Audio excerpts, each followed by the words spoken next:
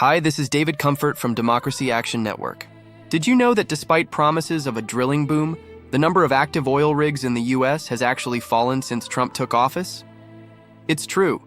When he was inaugurated, there were 580 rigs, and now we're hovering around 542, just above a 4-year low. Here's what's actually wild.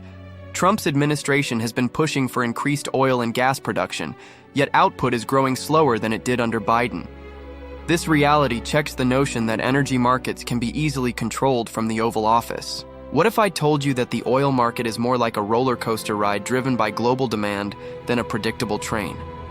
The current oversupply, driven by OPEC plus policies and reduced consumption in China, is keeping prices low, making it hard for new drilling to thrive.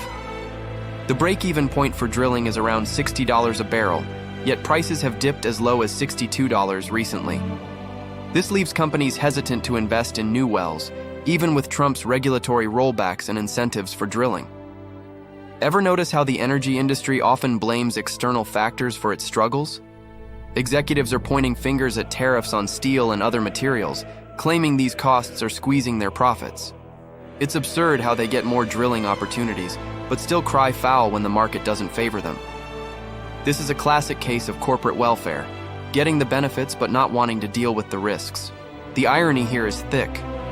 Under Biden, the U.S. saw record oil and gas production, while the top fossil fuel producers earned less during Trump's first term than in either Obama's or Biden's. Isn't it crazy how the narrative flips depending on who's in charge? The rhetoric around "drill, baby, drill" seems to be more of a slogan than a reality. The broader context shows us that while fossil fuel companies are clinging to their past, the future is leaning towards renewables. With solar and wind becoming cheaper and more efficient, the pushback against fossil fuels is not just a political battle, but an economic one.